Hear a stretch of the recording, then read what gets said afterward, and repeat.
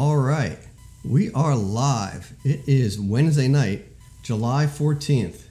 And we are here with the DevTalkShow. The scene might look a little different to longtime viewers or short-time viewers, for that matter. But I am not here with my normal co-hosts. Chris and Rich are taking the night off. They left me high and dry. They just basically said, we don't care about this show anymore. You want to do the show, Andy, you do the show on your own. No, of course, that's not what happened, but they are out tonight, and I am here. And with me is Chris Ayers. Chris, how you doing? I'm doing well, thank you. How's it going, Andy? Great. So to introduce you a little bit, Chris is a Azure practice lead for his job, right? And does a lot of talks on Azure and Azure topics around, at conferences, user groups, that kind of stuff. Yeah, I'm down here in Florida. I speak at pretty much every code camp or meetup that I can. At the end of the month, I'm actually going to be at that conference up in Wisconsin, and I'm kind of waiting to hear about KCDC and Tech Bash. So hopefully those are the next couple on my radar. So let me see. So I put up your Twitter handle on there. I hope I got that spelling right on the stream there. Chris L. Ayers, right? Okay, so hopefully people will follow Chris and learn from him along the way. He's got a lot of interesting stuff to talk about. Right off the bat, let me just throw out this topic. So we can come back and talk about Tech Bash in a minute because I'm wearing my Tech Bash t-shirt, right? And so obviously most people know that I'm one of the organizers of Tech Bash. And but what I do want to find out as I'm shuffling things around on screen and I'm ADD and all that kind of stuff, you just said you're going to that conference. So you're going to forget about speaking, which is great. I think you're speaking there, but you're going to a conference. I'm speaking there. But you're going. Yeah. Not virtual. So, you mean like really walking in the door and hanging out with people? Yeah. So I've been vaccinated for a couple of months now, and the rise of the Delta variant is definitely messing with me a little bit. But well, you're vaccinated, right? Let's hope that means you're safe. I've been fully vaccinated for a couple months now, but I actually just traveled at the end of June for work for the first time in a year and a half. There was a request from a CIO to speak in person to talk about a data center migration. And so I chose to go. I actually debated it a while, but I chose to go. And I don't know,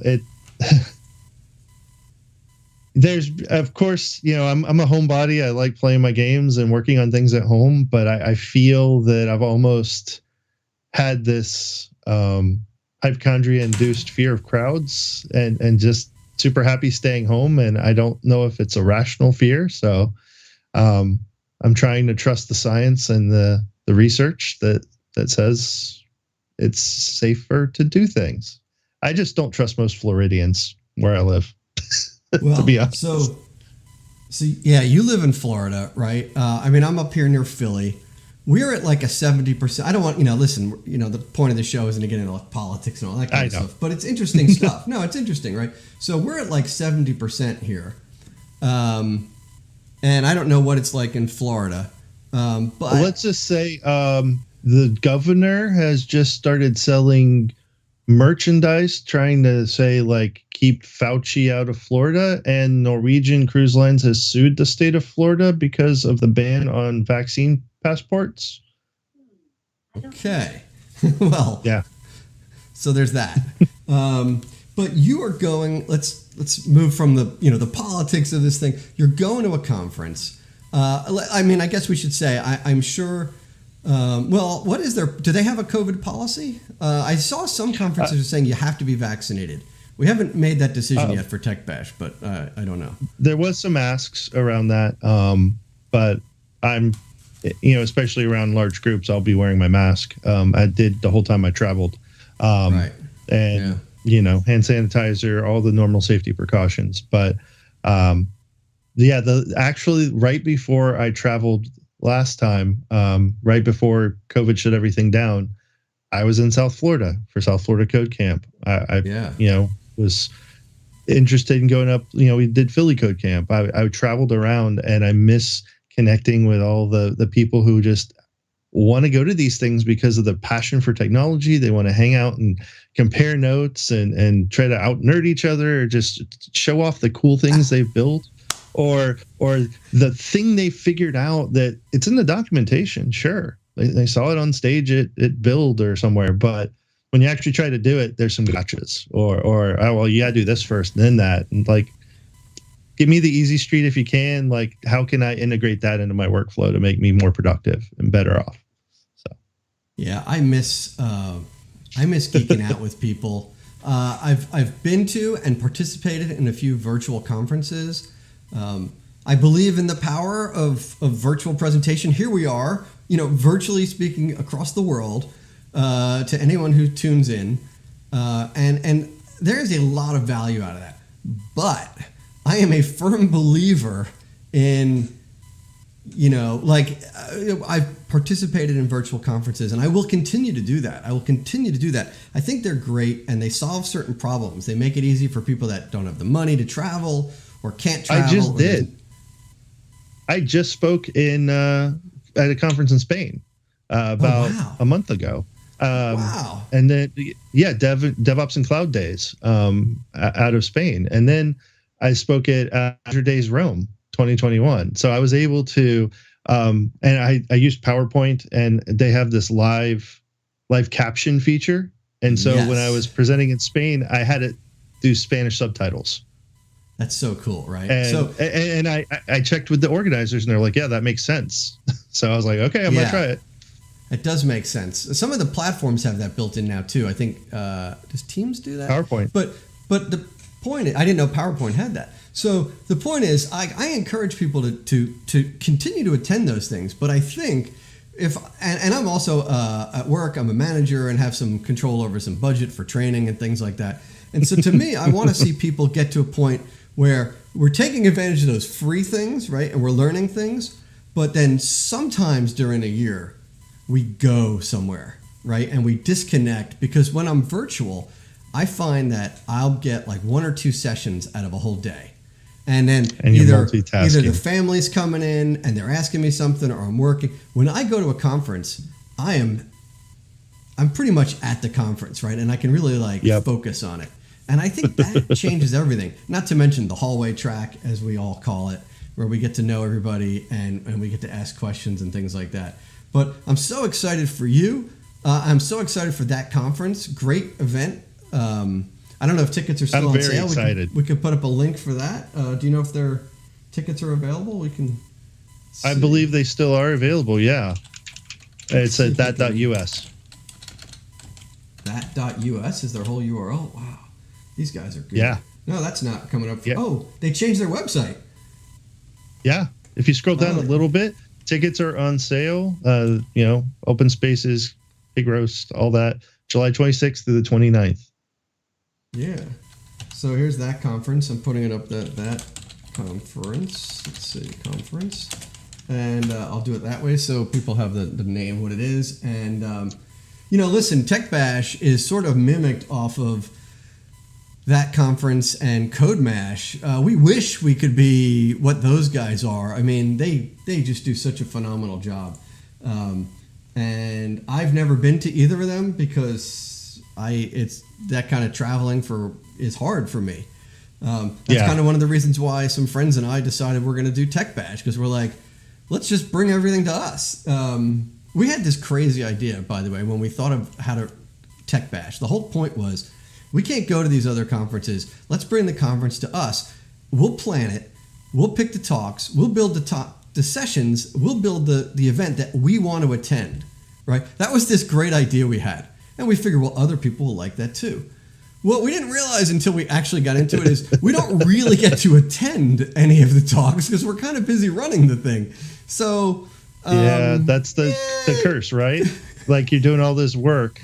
Yeah, exactly. So anyway, all right, so we're talking about that conference and stuff like that. Before we get into this, when we were setting up, I'm sorry, I am so distracted here. When we were setting up, we started talking about a couple things, And you had mentioned to me that you were running Windows 11. Yep. Which is like the preview or something, right? Yeah, I have a Surface Laptop 3 that's my personal one that I bought a couple years ago for travel because it's thin, it's light, it has enough power for most presentations and demos. But my main day-to-day laptop is actually an older gaming laptop that technically doesn't meet the technical specs. It has the TPM module, but the CPU is a 6000 series instead of a 6000 series i7 instead of like a 7 or 8000. But it works fine. It looks great. It works great. I haven't really had any major issues or hiccups at all. What do you think about this? The new layout, I guess, where it sounds a little Mac-ish to me, but like, in the center, center start and all that, right? But maybe that's a great way to go. Like, what's that? I love it. So there you go. That's what matters, right? I really liked. So with Windows XP or when Windows 7 came out and you could hit start and just start searching. I've kind of operated Windows like that the entire time. So Windows 8, Windows 10, I'm always searching for things and using the search bar, and they've kind of made that front and center now. Yeah, I love that. They've kind of added all of the compositing features that were there in Aero, but they've just kind of really cleaned it up and nice rounded corners. The new iconography, everything's real nice and polished. A lot of things just pop. One of the things I absolutely love is I do a lot of multitasking. So I'll have two windows up, code and the web page or documentation or something. You can minimize one or either window and it'll remember those window groups. And so you can, in the taskbar, you can click and it'll pop both back up exactly where they were. And so if I get distracted and I close one and I'm doing something, I can just boop, and they both come back up front and center, and I can get back to work on what I was doing. That sounds really cool. I've yet to check it out, but it sounds like what we would want. I've never been a fan of the start menu myself. I hit Windows and I just start typing. And the idea of pinning things to the menu and setting up that menu, it's a good idea, and a lot of people really like that. But for me, it just always seemed easier to type the first couple letters and there it goes, right? So so that's kind of cool. So anyway, why don't we start talking a little bit about what this show is about? And first of all, I want to thank you. We're not always the most organized group here at the Dev Talk Show. And so anyone that's watching the show that follows me on Twitter will know that I put out a tweet the other day that said, "Hey, we need a guest," right? Chris and I didn't tell you at the time, but Chris and Rich had abandoned me for the night, and I'm like, I can't do this on my own. I got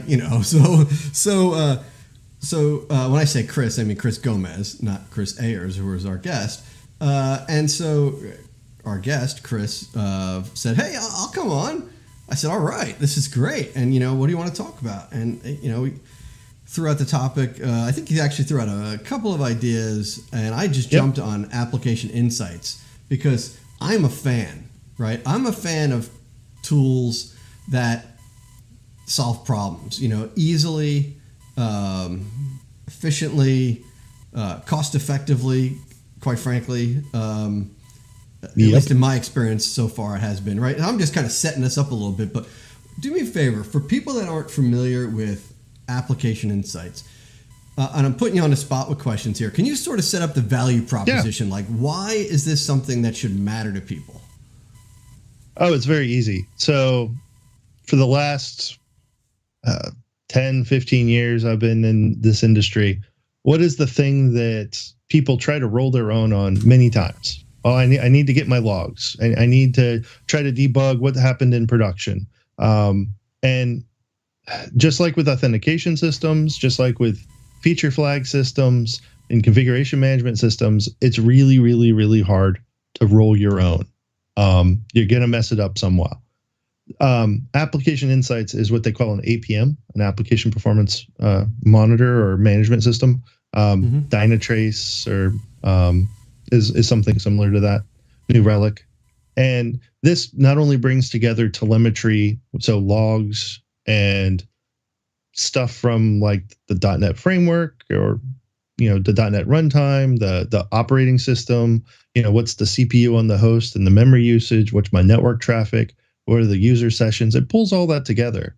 But then there's also a little piece you can add to the JavaScript on your web pages, and you can start capturing user errors in their browser. So if you have bad JavaScript and it's blowing up the browser, it'll actually phone that home too, and you can see, oh, the JavaScript's bad, which I know back when Angular was a thing, tracking user errors was always, a nightmare. So this pulls all that together, and then I got to jump in here for a second. Well, first of all, this is not why I'm jumping in, but I think Angular is still a thing, but that's okay. No, right? Okay. I apologize. But Angular wait, that wasn't JS. Don't worry. Angular JS like 1.0. I apologize. Angular, no. Angular is still very big. So is React, Vue, Next.js. I apologize.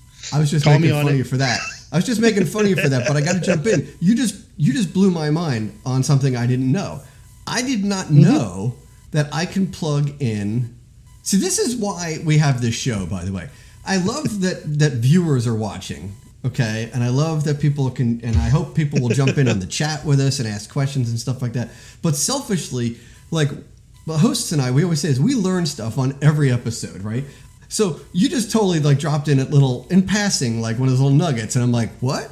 So you're telling me I can put some like a JavaScript snippet of some sort, right?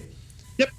Onto my front end and get client side, and it'll do all the correlation for you for free. And not only that, you can set a couple of options, and if you're talking to an SQL database server, it'll pull out the SQL statements. So if you have parameterized SQL, you'll see the statements that are running, and you can track it from a login to a web request to an API call to a dependent call to a database, all the way down. Wow. I mean, I've seen the database now you stuff, see but where, yes. Now you see where the things start to plug together.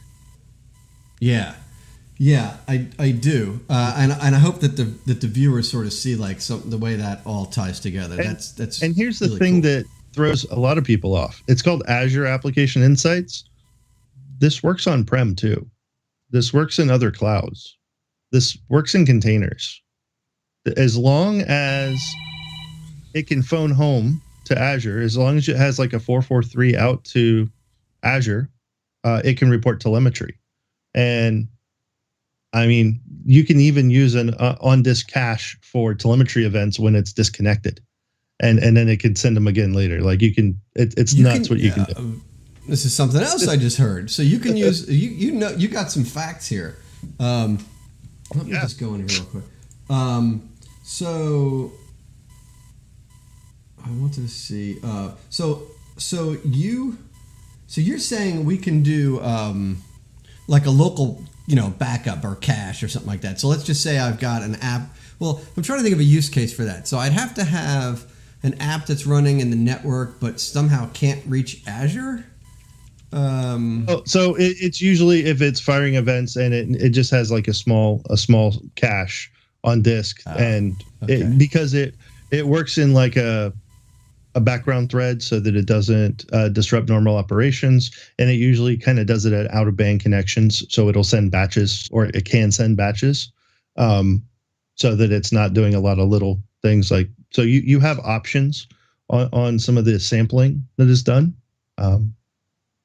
Wow. So there's definitely things to this that I don't know, right? So let's talk a little bit more. I always feel like everybody wants to jump in to we want to see this, right? Of course we want to see this in action. I think you're prepared with a little bit of demo and stuff like that.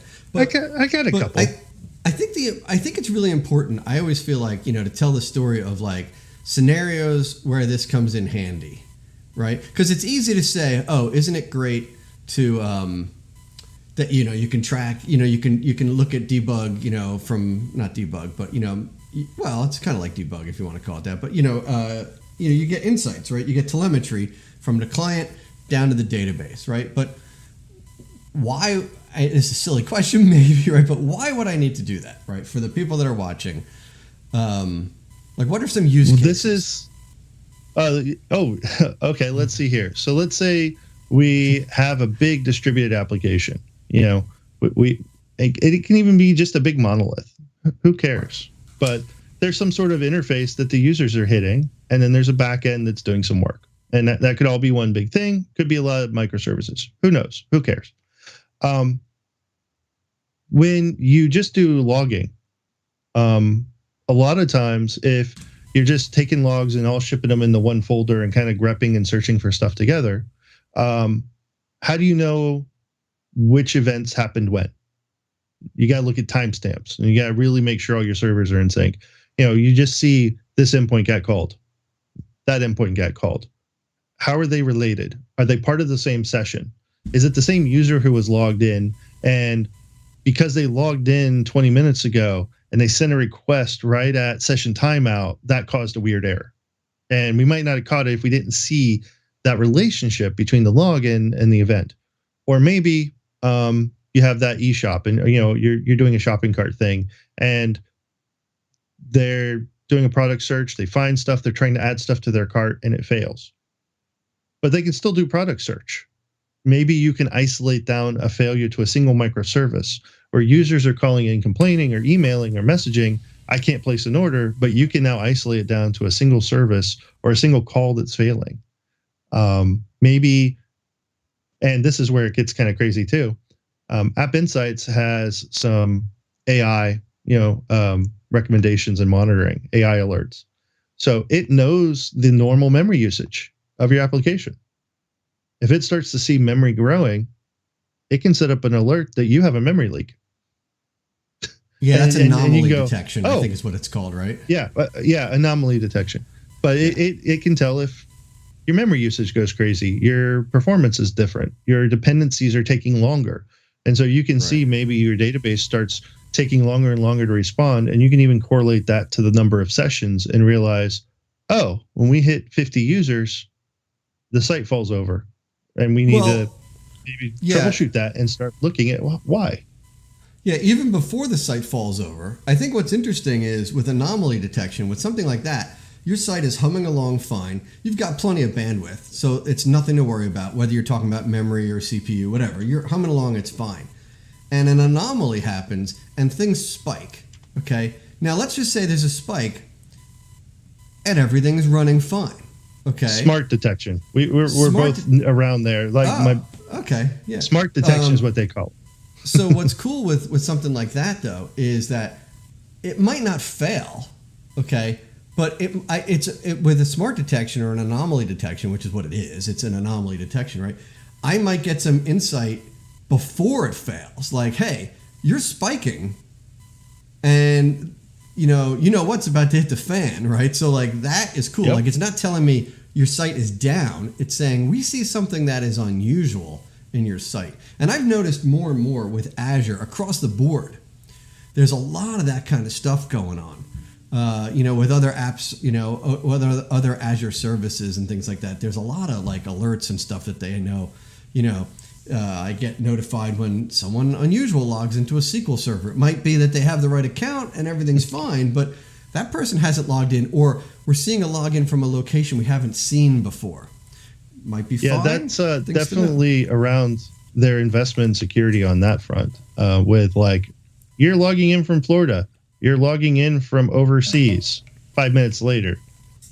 Yeah, well, that especially, that's a good one. Yeah, seems sus. So it does, doesn't it? So hopefully we're set the value proposition here, right? And I think we'll come up with more stories along the way. But one of the things I said in the, I think I put it in a LinkedIn post and maybe in the meetup. We have a meetup group and things like that. And I was, I said, listen, like our job doesn't end when we hit deploy to production, right? Like there's a lot more that goes on. And I like things to go smoothly at that point. I like to not have to be working weekends and, dialing in at night and stuff like that. I like to feel comfortable about it and know that things are running well. And I think that this stuff really gets us there. And, in my experience, and I hope you'll show this a little bit if you will, but it's so darn easy to get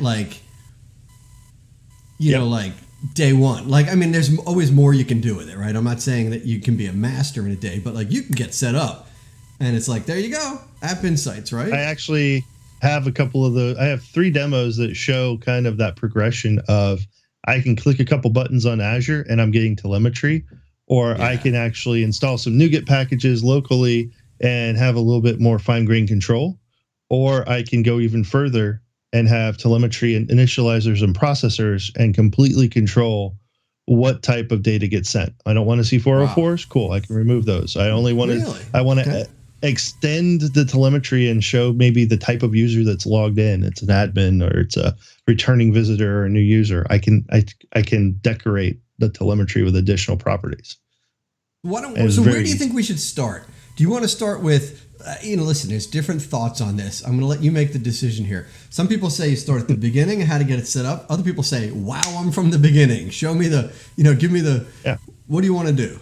Well, why don't we start with kind of just taking a quick overview of what App Insights is, like looking at it, and we can go from there.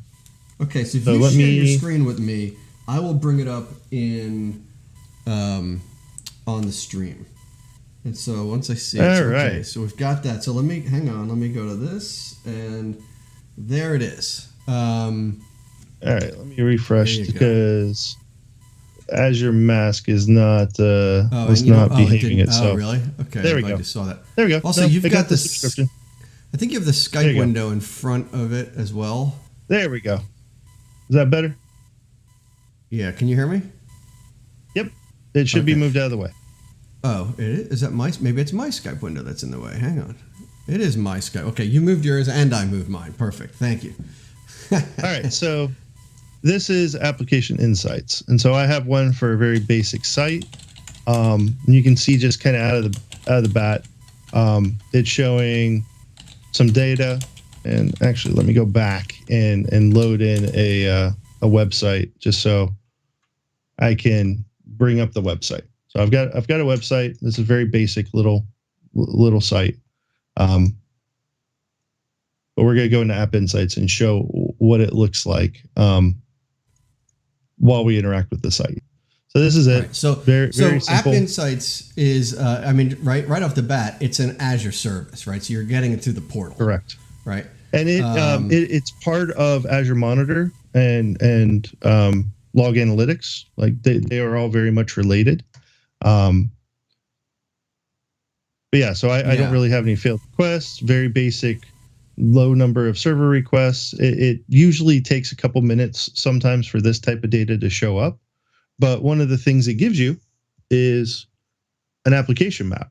So you can see I have an instance of a web app, and this is just using the profiler stuff, but it starts learning the shape of your application. If you have a multi-tiered app with multiple services in the database, it'll start showing, I have, 3 nodes of this. I have calls over here to that. And it can really give you an indication of how traffic is flowing through your application. And you didn't do anything to make that happen, if I understand correctly, right? It just it does that stuff. And on an interesting, sorry, not that your app demo isn't interesting, but on an interesting, like on a more interesting application, that graphic gets really interesting, right? When you have like services and things that are talking to each other, right? Yeah, that's why I was going to the help site, because it starts looking like this, where you can have availability tests from around the world. You have one instance and you can see some of your blob and SQL are having issues with errors and like percentages. And then you can dig in and even see the specific APIs that are being called and how many times they're being called and like your failure modes. So this gives you some great detail into, then digging in and searching on specific operations, specific responses. This is where the power of App Insights comes into play. Yeah, there's so much, right? And again, I don't have a lot of smart detections, and looking at the smart detections, this is where we've noticed that abnormal rise in failed requests. I like the way it says, we've noticed an abnormal rise in failed requests. So it's okay that your app always has failed requests, right? But in this case, there's a lot of them. Exactly. Look, insecure data transmission, potentially insecure URL. So they have some really cool things that they detect, and you can see a list here: exceptions, performance, failures, memory leaks, security. And it just does that based on the logging. Now, I've got the site up.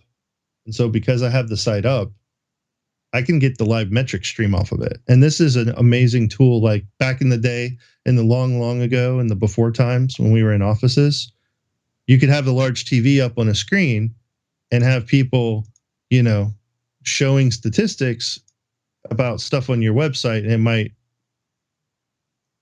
see that live request hit. Right. And you'd be like, look, we have people buying things. Yeah, let me back up a second here for you, because I am a huge fan of live metrics, right?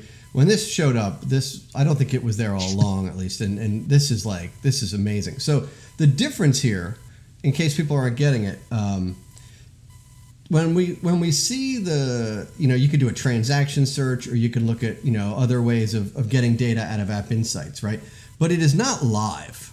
And that is one of the hardest things to deal with, I think, is that there's a bit of a delay, right? Yeah. Well, so when you're looking at the normal application map, or if I'm just looking at transactions, and I go, so let me see all the data. And so you can see it's doing some traces. You can see I hit a page view. I can dig into a certain time period and go, oh, look, there was a dependency. There was a snapshot. There were some custom events. Right. All these things. There's a lag. So we're usually it's like it's usually 5 minutes. We're about 3 to 5 minutes behind. Exactly. Right. But when I'm looking at live metrics, it's like 1 second. It's pretty close. And like amazing. This is a single instance application running. But if I had 5 instances, or if I have a server farm and I see failures, I can click and filter it down to a single node. So if I think that one node is acting funny, I can drill down and just see the logs from that node, and then I can click back out. I actually have a demo on that. Well, I'll just hop to it real quick because it's interesting. I mentioned earlier that you can do it with console apps. Mm-hmm. Right? So I'm going to go up to this little... I just playing around with stuff, but I've got console app insight. And so if I go in here to live metrics, just to show you, see, look, it's not online. It's not online. It's not available. I'm a huge fan of LinkPad. So. Oh, yeah. So notice I have a live metrics demo. It's a program main. It's just running here. I've got a little bit of a config that sets up the config, and I get a telemetry client. I've got a background task, which is async. That's going to do some stuff. And then I've got a foreground task that's going to do some stuff. So when I start running this, whoops. When I start running this, what you'll see is foreground, background. These are both doing things. So this is basically a console application. You just run it in LinkPad, right? But if you notice, the live metrics came online. And I have some track event, track dependency here. Well, if you look, I was saying here % done. If you look. Yeah. So you posted this messages is now happening, essentially, right? Yeah. Yeah. From my machine, not in Azure. See, I name my devices after planets and stuff. My NAS is Sol. My router is Oort, because Oort Cloud. Yeah. That's cool. And when I stop this, the telemetry should stop. We've got to catch up. Live tracking. Right? Yeah. Yeah. So now it just dropped off. Wow. So that's really cool. So you're showing so much so fast, right? There's so many things going on here, but the fact that you're basically running it off of a like a console app as opposed to a web app. Now, admittedly, right, like the configuration is a little different when you're setting up a console app, but it's not so hard. I mean, I've done that kind of stuff before. It's just really not that big a deal, right? Like, I mean, come on, people, right? Like, you showed it a little bit, right? Like, now, did you have the NuGet package added in there too? I guess you have to have a NuGet package. We're gonna fully dive into that. I just wanted to show that the live metrics were live, and you could see like I started it again, and then I stopped. Right. Yeah. Yeah. And if you went to, and if I go in, if I go into transaction search, you can see, I ran it earlier today. Here, I just ran it twice. So if I look at this, just say last 30 minutes. Mm-hmm. You can see I've got some trace requests where I do some sort of verbose logging. I've got some requests and I can put in a URL, got some custom events. And so all of these things are searchable. So I can filter out and say, maybe I only want exceptions. I don't have any, but maybe I want to track some dependent calls. So I can look at my dependent calls and how long they took. I can really dive down into things. When you get to websites, which very similar, I can look at availability, and there are a couple of things you get. So you can do they call it classic or standard, but you can say, I want an availability test, and site up, whatever. And it's just a URL ping. You can give it your URL and it'll just hit your website from multiple locations around the world to see, is it up? I've never done this. Wow. And you can say, what's the criteria? Like timeout, status code. I need it to match a certain content. Wow. These are kind of included. I think you get a couple of these included with App Insights, but then there's a different type. There's multi-step. So if you really want to be fancy, you can upload a file that's going to have a web test, and it's going to log in and do a thing and do a thing and do a thing. That's awesome. Hey, let me jump real quick into chat. I'm going to put a chat up here on the screen. Miguel RM, who I would say is a friend of the show. We've had comments from Miguel before, and I would say I think I'm pronouncing that right, Miguel RM or Miguel ERM. Forgive me. It's always hard with these handles, but Miguel says application insight was very useful for me to identify some dependency latency issues. Right. So now we're getting. I love that we're getting a little feedback from viewers who are like. They've seen the magic. I think people feel the love on this App Insight stuff, right? Dependencies is a whole other thing that we can get into, right? With we are. I'm still laying the groundwork on just kind of what it is at a very basic site. You can see, like, when we look at failures, we can look at maybe my app code failed, but as Miguel was saying, maybe my dependency failed. Maybe my service depended on a database that went down, or I made a web call to another dependency and that returned something, or I want to look at specific exceptions. I can track all that. And again, here in the, where was it? We were at the application map. This is where we were like digging down into, here's my failures. And I can see the response codes, and I can see the exception types specifically, or what dependencies were failing. And that lets me dive right into, where it might be. And I'm going to show you how you can like click on something and go almost to the endpoint or the line of code in some cases where it's happening. Wow. All right, good.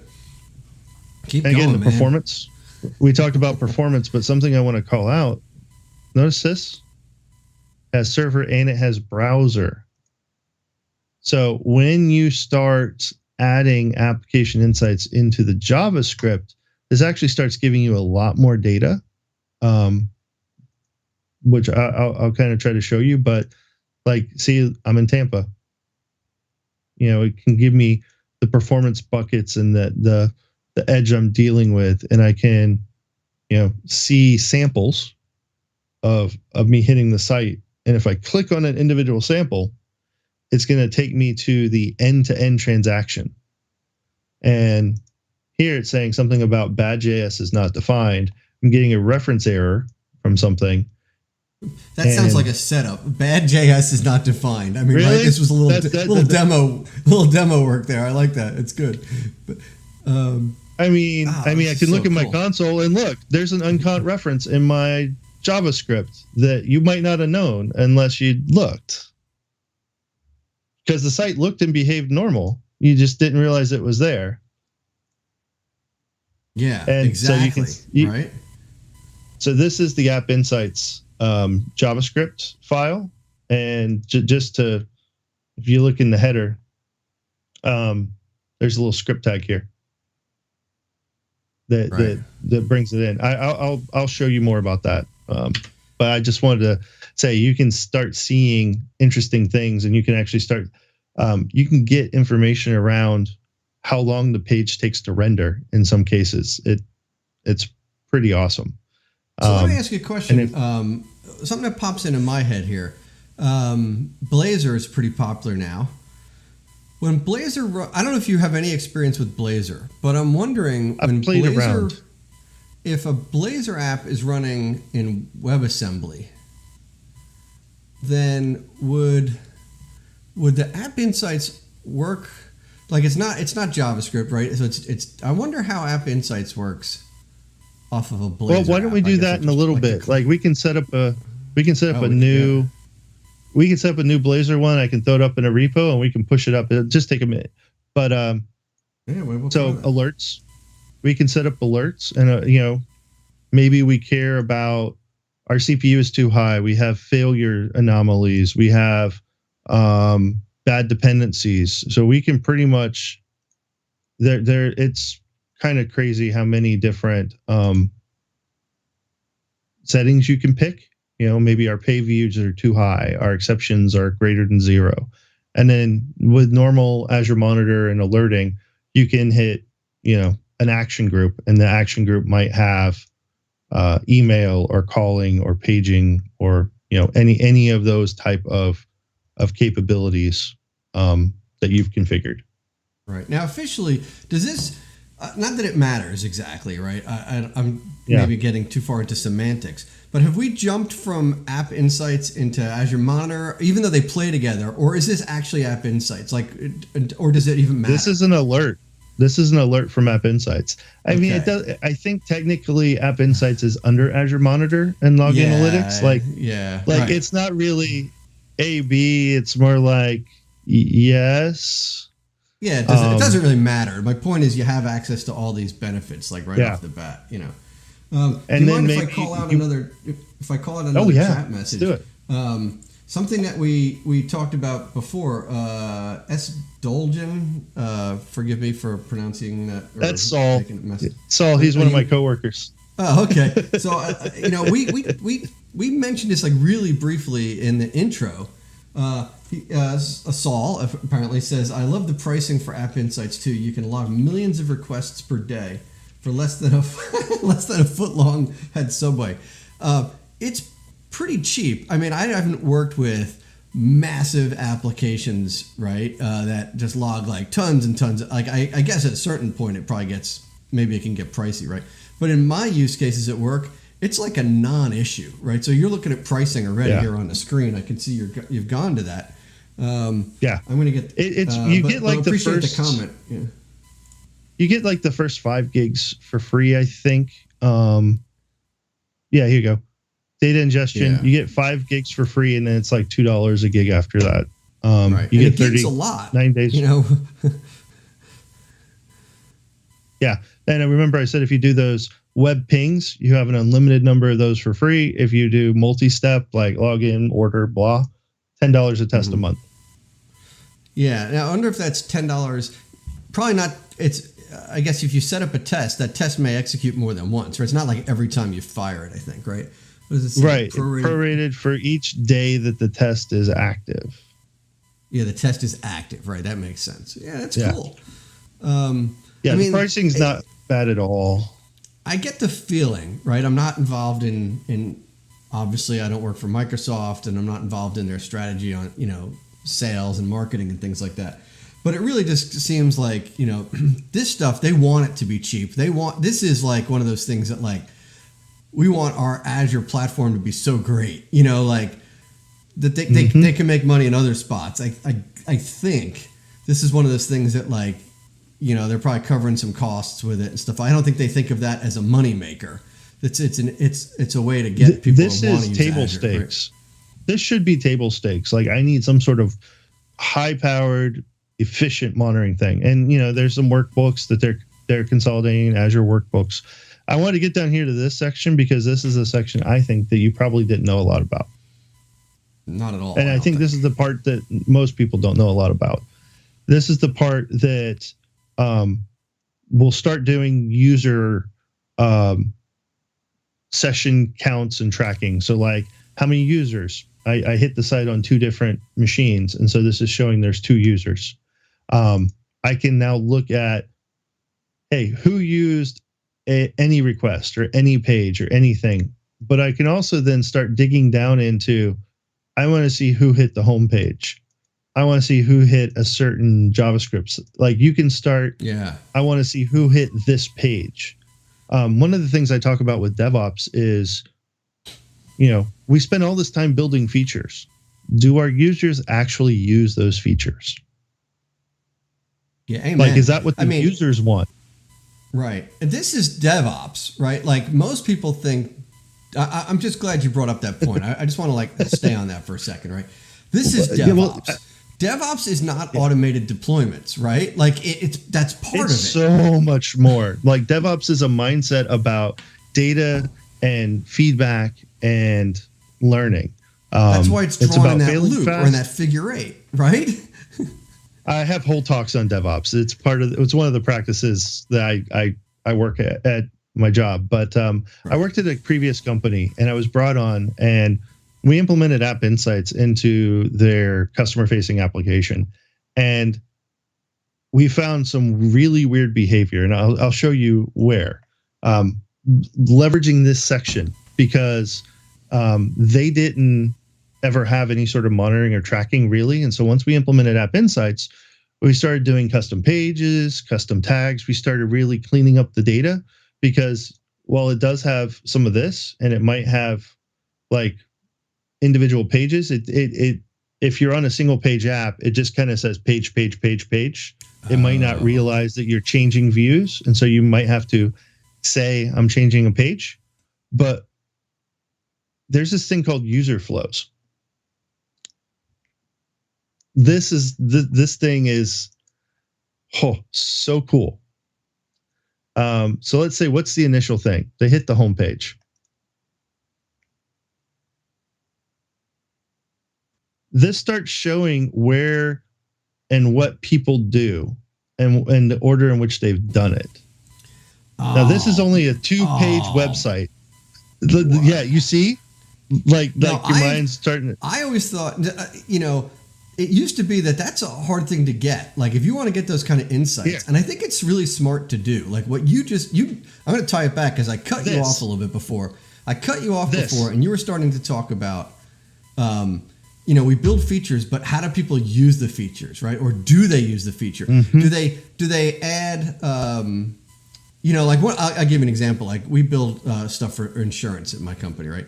And we always wonder, like, in what order does someone build like the policy? Do they put the address in first, or they put something else in first, right? And like this will show you.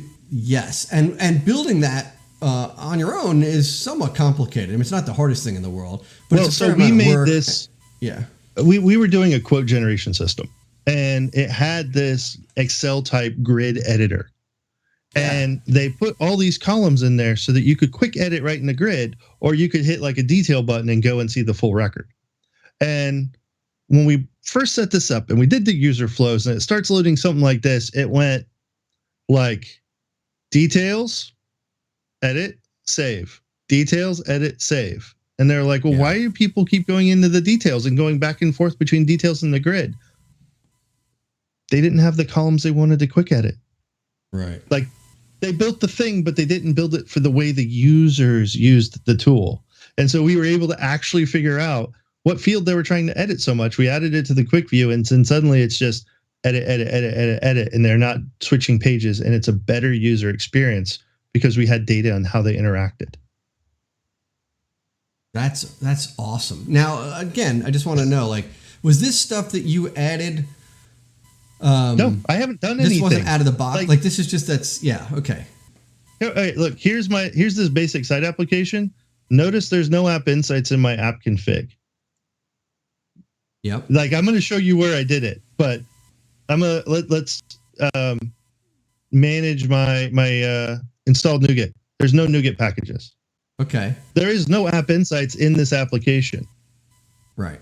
If I go to my startup, there's no configure app insights. There's no use app insights. It's There's not no, here. Like use application insights telemetry is Nope. the tag Nope. thing you put, right? Yeah. Now I gotta say, So where it's did I interesting do that? you're saying that, by the way, because I've had some applications where I try to configure it in the UI here, and I know where you're going with this, right? And it still doesn't work, and or some things don't work, right? Is that without adding the NuGet package, or maybe it depends on? Are you Yep. I just went. Core? Yep. So this is happening on the Azure web app because I'm using Windows. I'm using a Windows app service plan. I'm not using a Linux app service plan. This is a Windows app service plan, and all I did was do enable here and recommended here, and I turned on like profiler and blah. I got all of that without changing my code. I think I did. I might have done one thing that I. Your audio is breaking up. Are you still there, Chris? Is it me or is it Chris? Chris, injected the JavaScript. Chris, your without audio. me doing Can you anything. hear me, Chris? Yes, I'm sorry. Did I hiccup? You're totally I'm like here. all of a sudden breaking up. Are you able to hear me pretty well? Yes, I hear you. I'm sorry. No, I Am I don't know back? if it was on your end or mine. Yeah, we might have missed like the last 10 seconds probably Okay. or something like that. It was a little while. I apologize. Are we back? No, don't worry about it. Yeah, we're back, I think. Okay. So what I was saying is I did not even change the JavaScript. I did not inject any JavaScript. Right. I didn't do anything to this site. I just turned it on in the app service plan. And it's done everything. It's amazing, right? It's so simple. Zero code changes. So what happens if we do want code changes? And there's a little bit more under that user thing. You can they've moved some, they've added some workbooks so that there can be retention analysis. This is like, hey, if we improve performance, does that help keep people on the site more? If we have the red button instead of the blue button, does that make people, interact more? So they moved a lot of these usage things into the Azure workbook section under, log analytics, but it's still really cool stuff. And they use a concept called cohorts. So you can kind of group users, like the people who have authenticated, people who stay on for a long time, the people who have bad requests, and you can kind of group them and do analysis on just that group of users. So, wow.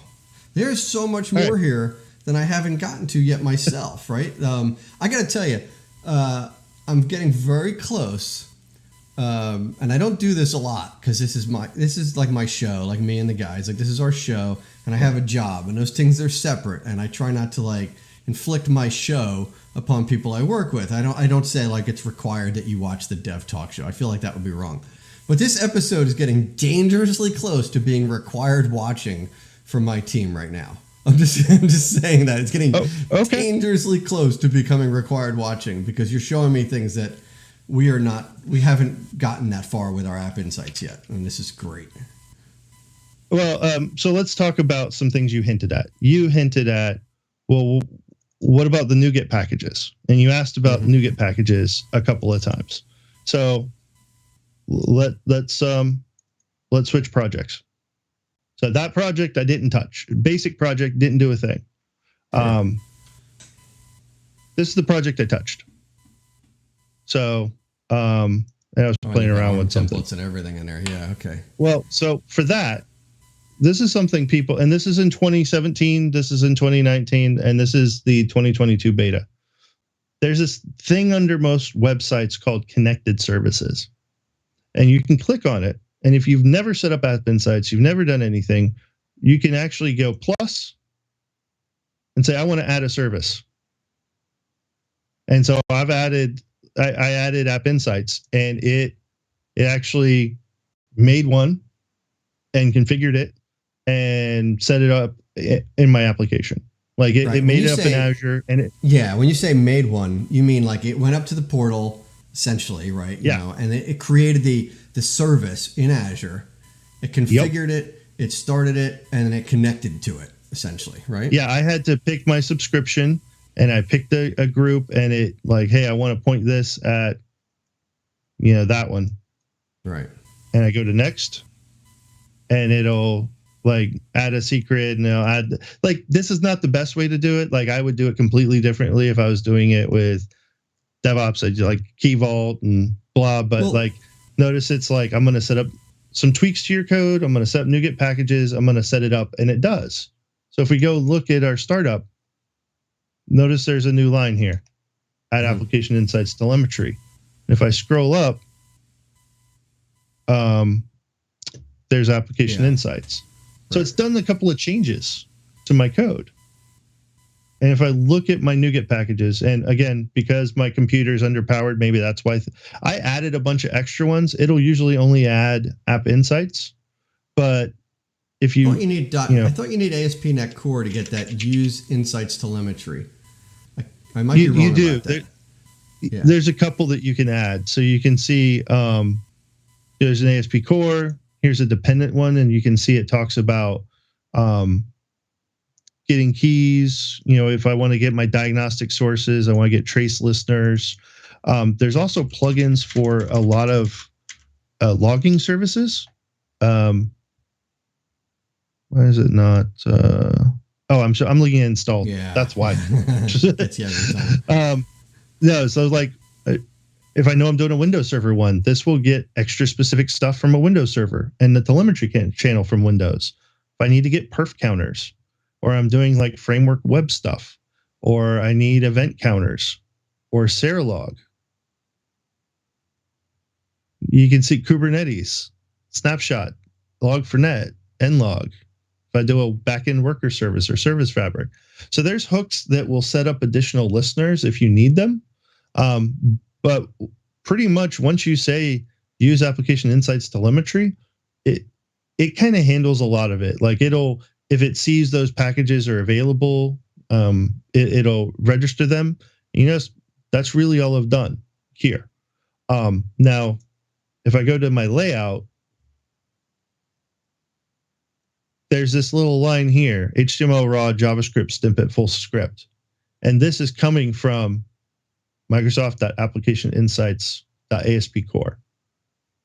And I had added that into view imports. I'm sorry. Did you add that, or did that UI you just walked through, did it set that up for you?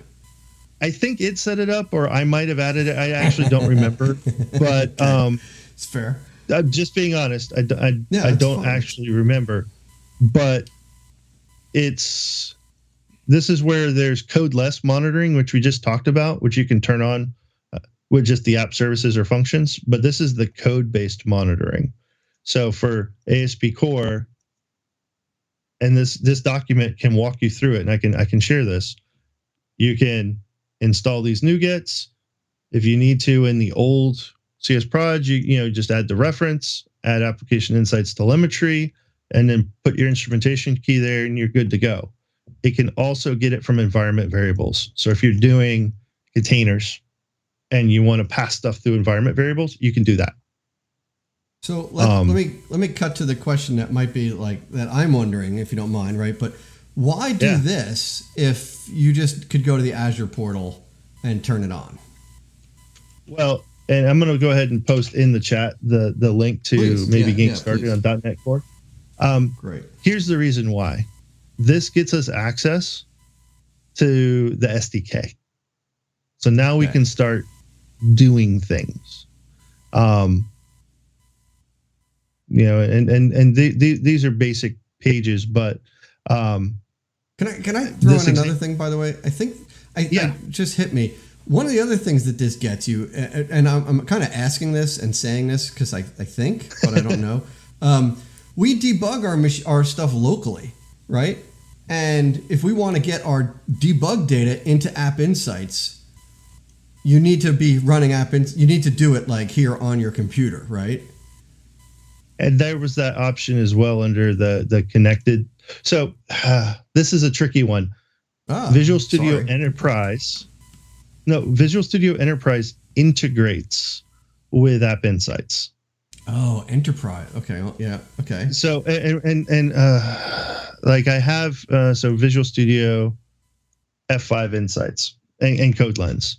So in Visual Studio, when you can have it connect to a prod instance of App Insights and actually see these errors that are happening in production or in dev or somewhere else. And like that's not what I meant though. Okay, I'm sorry. I'm saying if I publish an app into Azure and there's no App Insights configured, right? And you showed us how cool is it? I can go and I can push a button and Azure will configure my App Insights and I'm getting telemetry and that's great. Okay. Yep. But let's just say I haven't done that yet. I'm just here on my computer, right? And I'm debugging this app. It's going to be months before I deploy to production. I mean, it shouldn't be, right? Continuous deployment and all that. Forget it. Oh, play along. Then just create one and And when you hit the start button right here, forget about deployment. When you run this application, your telemetry is now going up to that instance, right? Yeah. So this should be going to. This should go to basic App Insights when I start it. You can see it's build starting. Yep. Sorry to land in the wrong spot there, but I think we synced up. Yeah. So once this loads, yep.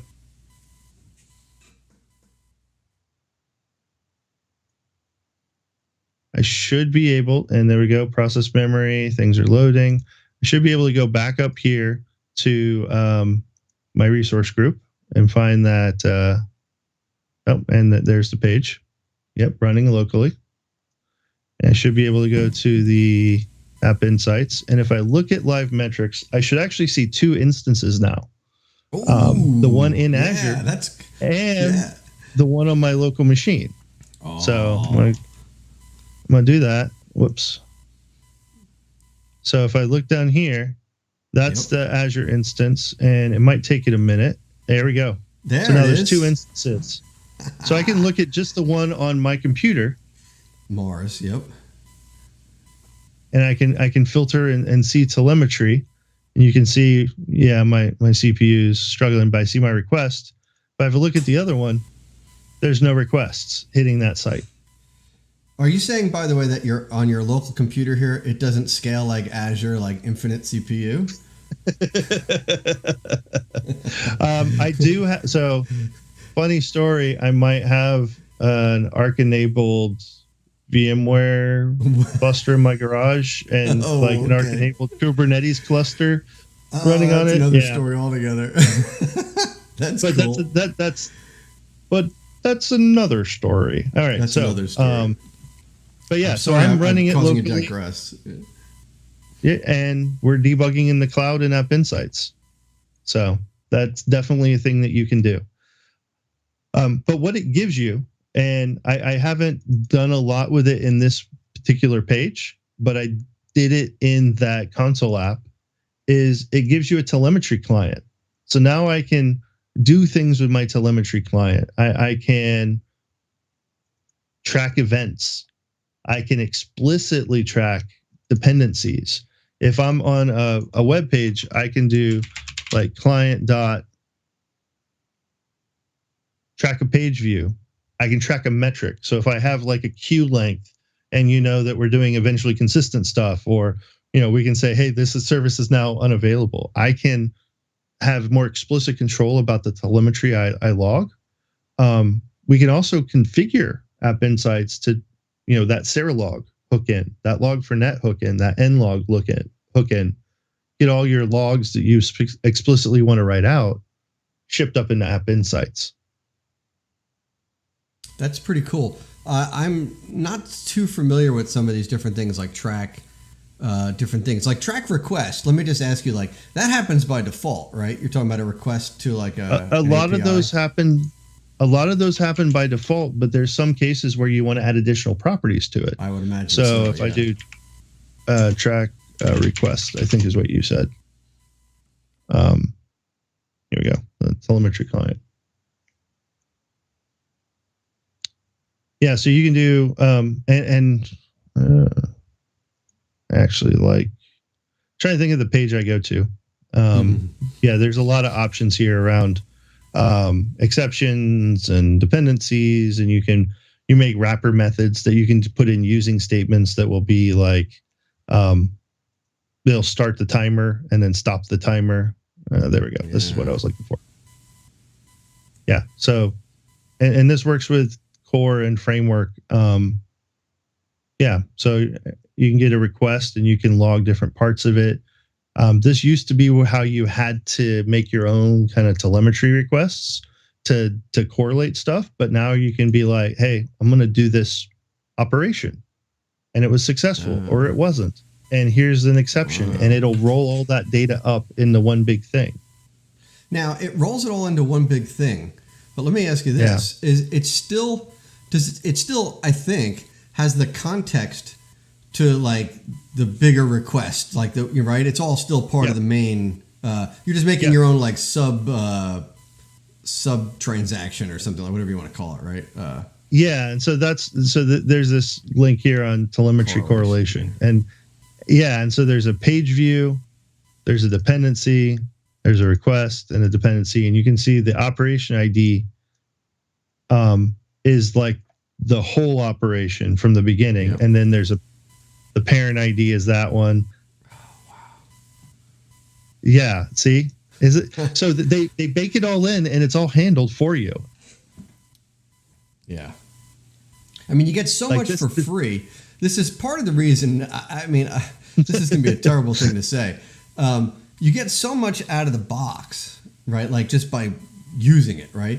That it's almost giving me an excuse to not dive in deeper. And now that you're showing me some of this deeper stuff, I'm thinking, oh man, I've been foolish by just enjoying all this free stuff I was getting out of the box, It's also evolving. So there's a thing called Open Telemetry, which is a new standard for observability and monitoring.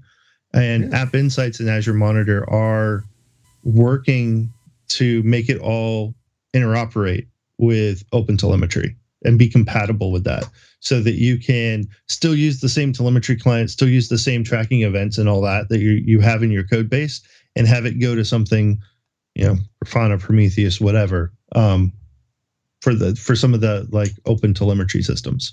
Interesting. So that's a thing now too. Wow. That's interesting. Like, yeah, like the world of observability and monitoring can be intense. Yeah. So where the heck were we? I'm sorry. No, it's fine. So this one I had just added, like this one here I had added in App Insights. So I had added the explicit code call. I had added the NuGet call. I had added the JavaScript call. And if we look at that up in Azure, it looks exactly the same as the other one. In this case, you can see, homepage availability is pinging the instance. We've still got smart detection. We've still got live metrics. We can still search.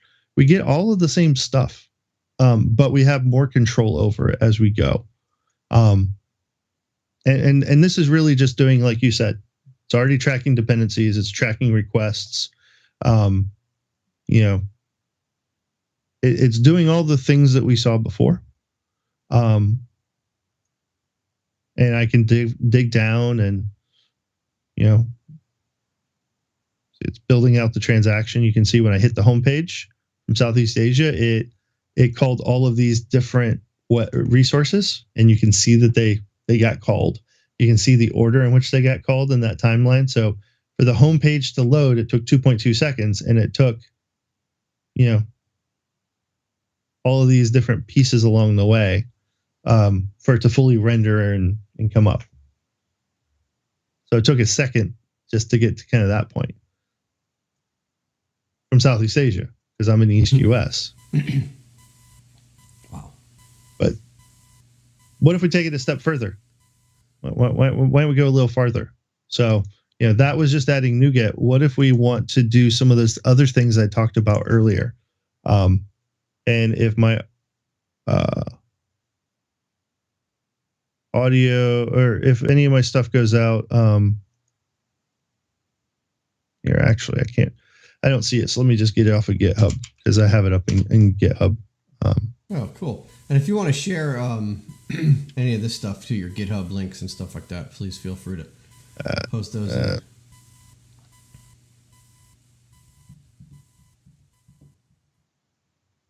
Yeah, I was just trying to do something silly, and I think I lost the one I wanted to use. Give me a sec. I apologize. Sorry. On that. While you're doing that, why don't you look for a second, and I'll do like a little commercial, which is what we usually do if there's like a break. I'll say, hey, listen, if you're joining us, if you're with us now, thanks for watching the Dev Talk Show. We're not done with the show. We got plenty more to talk about. As long as Chris will talk, I'm going to keep going. But we want to thank you. If you're here for the first time, please do us a favor and follow us on Twitch or subscribe on YouTube. If you're watching this in the future and you're watching the playback on YouTube, give us a thumbs up. Smash that button if you can. We appreciate it. We hope you'll come back and watch the show other times, and hang out with us. We love to have questions and questions and suggestions and thoughts from viewers. So, come on the show. You can ask questions to us or to guests or whatever. And sometimes we have shows where we just talk about various topics, and we could say, what do you guys want to talk about? And, people throw out topics to us all the time. So that's the Dev Talk Show. All right. And now back to our show. I think you were ready, right? Yeah. Thank you for that. No, so the thing that you can take to the next level easily is going into some of the more advanced configuration. There is a thing called telemetry processors and telemetry initializers, and I'm trying to find. Yeah, here we go. Yep, I thought I had it here. So an initializer. Maybe we want to add some additional properties on a request when it comes in, and you can see I've got that App Insights, but there's now some extensibility and data contracts ones I'm pulling in.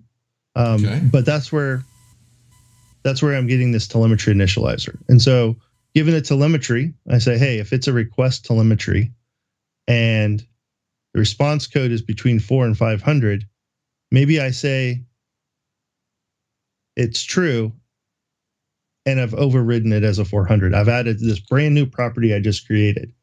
This could be any sort of logic. Maybe, hey, somebody logged in and,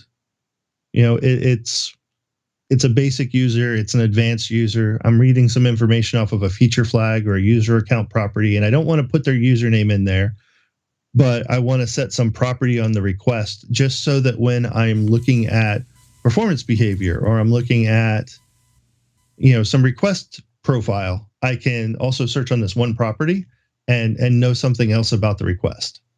Okay, so what you've set up here, let me just see if I understand this correctly. In this example, and maybe it's a fictitious one, I don't know if there's a real use case. It is. But yeah, so you've basically said if it's a 400 to a 500, which would normally be show up as a failure in App Insights, you're saying show it as successful. So it won't show up in the list of failures, right? Because it'll assume it was successful. But yet you've added another attribute in here that would show that it's a failure, essentially, right? It's just a property. Yeah, it's just a property, right? Yeah, exactly. I get you. Yeah, and I could put anything on that property. So I could override the duration. Say, this took X amount of time. I can even if it took get less. information about, is it a put or a pull or a push or whatever. Yeah, I can. Yeah, right. Gotcha.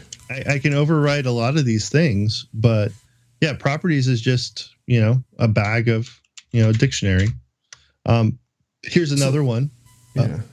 Okay, so you have a couple of these here. Okay. Yeah, maybe we're, doing something around checking for user claims, and maybe we need to go do something. Well, like you can initialize and you can add to the telemetry however you want, and you can have a library of these as you build up. Like we need certain information, or we need to remove information, or we need to, we might not even want the I got to talk about filtering.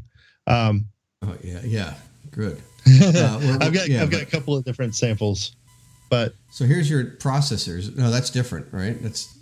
Here's my initializer. Where's the initializers? Here it is. I added it as a singleton. There it was. Sorry, I knew I put it in there somewhere. So you added one initializer. Now you have more than one initializer in your collection. You could add more of them if you wanted to, right? Correct.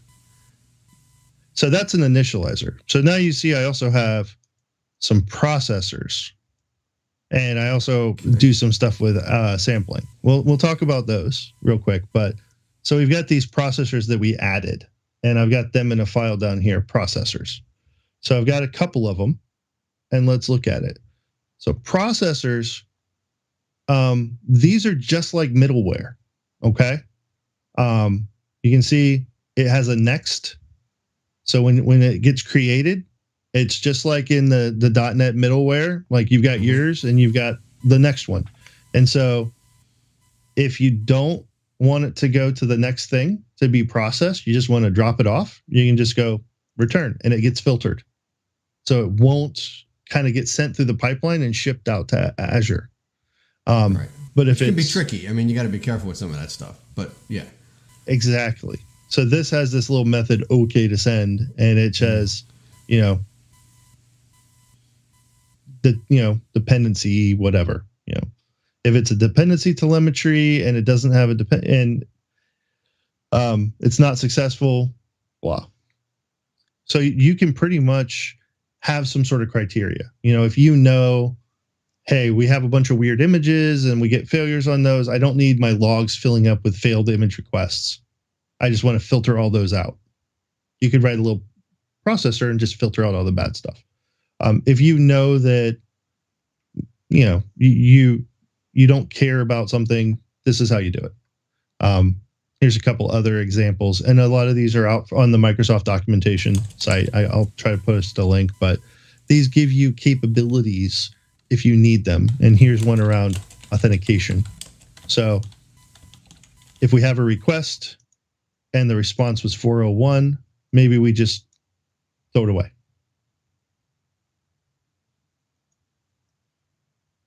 And in that startup, we just added them here. Once we added App Insights telemetry, we added these as processors and gave it the type. Okay. So now that leaves sampling. Why do we have sampling here? Well, we talked about how cheap App Insight was, and it is. But when you start scaling and you have like global scale stuff, and you're getting gigs and gigs of logs, it can start adding up. And App Insights is not, I would say it's not always intended to be 100% of all of logs and all telemetry you've ever captured. Most of that I don't think is needed. A lot of times what you start using App Insights, or what starts happening with App Insights, is as you're using it, so if we go to our App Insights, it looks at trends. You start understanding that, hey, the app is performing well, and maybe now the app is not performing as well, and it's you're just looking at trends. Do we maybe have a failure mode? Do we maybe not? And you can see, just my normal couple of accesses. Here's where my data is. You can see my data ingestion. I had less than a gig. But here's that data sampling, and here's this thing changing it. And it says it's currently retaining 100% of data received. So App Insights lets you change how much data the instance in Azure keeps. And so what this will do is help you reduce your costs. So if you're starting to get gigs and gigs of data in, and this is where I want to start, it's a complex thing. This is ingestion sampling.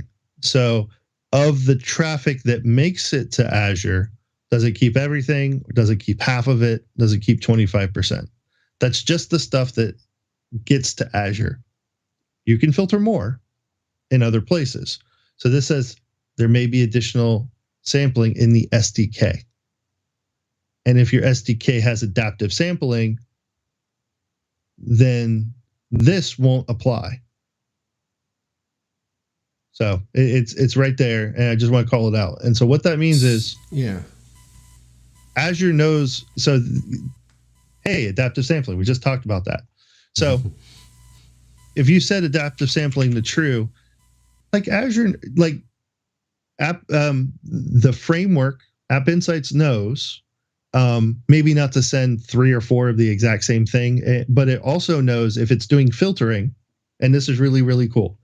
If it's filtering out requests and throwing away some and only sending certain ones to Azure, if it sends a request, sorry about that.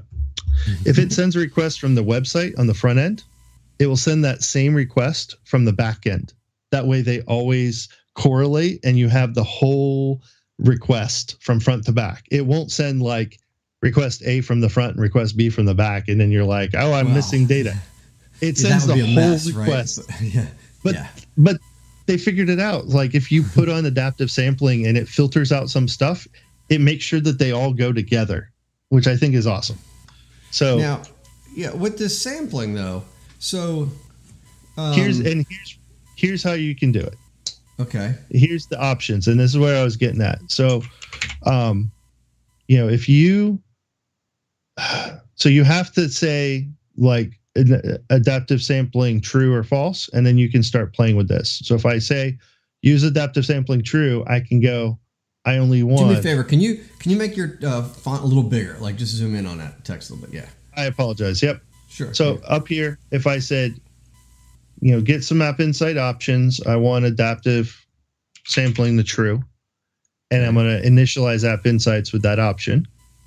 Down here, a little further down, I can say, all right, so for my default, you have to do these couple of lines to do it, but you pretty much have to say, get the service, on the service, the default telemetry thing, tell it to use adaptive sampling and only send 5 items per second.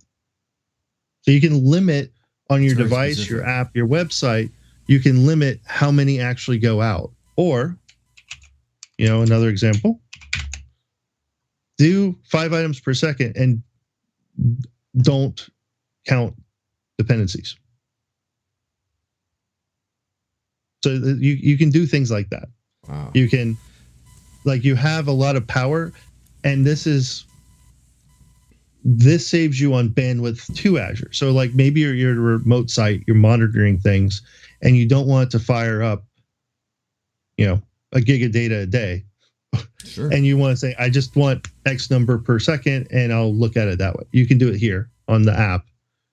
And then if you're worried about your costs in Azure, you can also reduce it there in Azure. So you've got a little bit of control. One of the questions I have on that is, do we have to worry about, so let's just say I make 100 requests, and it doesn't matter what the time frame is, whatever, 100 requests, and one of them fails. And that's really the only one I care about to some degree, right? I mean, we care about all of them. But what happens if that one that is it smart enough to say, well, I think this one's more important, so I'm going to use that versus, ditching out on the data that was successful and everything was great.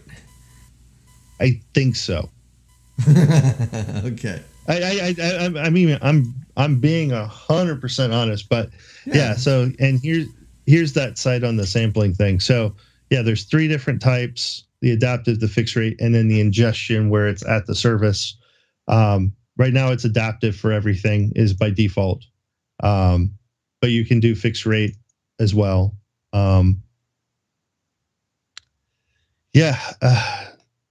It just adjusts the volume. And I think I would bet if it saw a failure, it would increase the sampling rate so that you have more data around the failure mode time frame. And then when things are super happy all the time, it probably spaces it out more. But to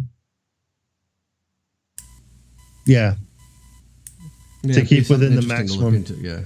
Right. Yeah. Wow. So I put that link in there too. too. If you get to the point where things are getting expensive, you have ways to deal with that as well. And here's some more stuff. Like some companies have like mega loads of data, just like really big. Some applications get slammed, and so that would be a lot of data. There's another thing to point out is that application insights data is only retained, I think, for 90 days. I don't know if that's accurate. 90, yeah. See, not look permanent. Here. So they have the evaluation interval. Like how quickly does it ramp up? How quickly does it ramp down? Your moving average. So you have full control. It'll always send exceptions and traces. Oh, there you go. That's what I'm talking about. Yeah, always send exceptions, right? Yeah. So this is pretty detailed. Yeah. The documentation. So I've said it 1,000 times. The Microsoft documentation is phenomenal, and the sampling and the App Insights documentation is amazing. So something I didn't really touch on that we can real quick is this is that custo query, which is very much like an SQL type query. This is what they use in Azure Monitor and Log Analytics. Yep. If I'm here in transaction search, let's say, and I start applying a filter, I want to see that time, and I only want to see page views. I can now say view and logs, and it took my query and plugged it into Custo for me. Mm-hmm. So now I can kind of tweak things, and it's giving me this now because I took out the page view stuff. Mm-hmm. And I can explore the individual data points, but I mean I get that on the GUI, but you can see there's some custom properties, the operation name. Here's that ID, operation ID, parent ID, a hash on the user. They stopped tracking IP addresses since GDPR, so it's all zeros now. But it will try to plug in. Yeah.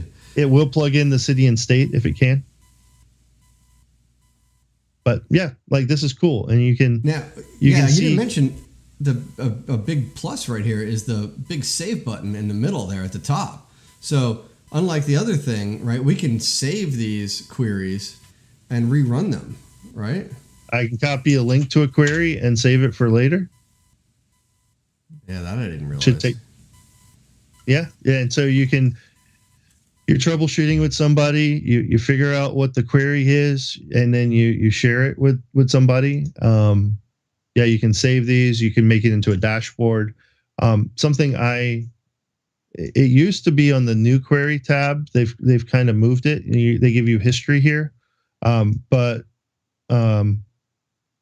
you can see I need a performance query, operations performance.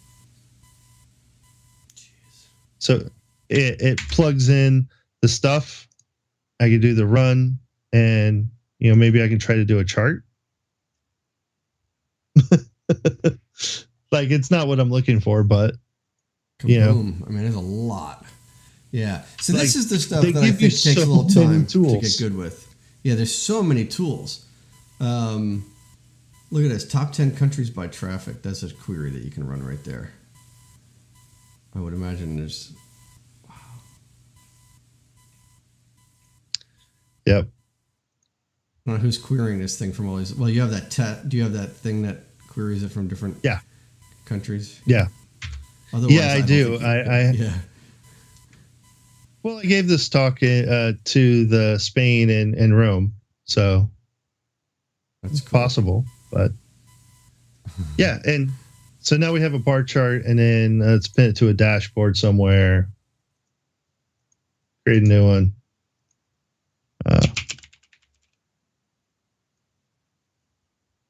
Now I got a dashboard.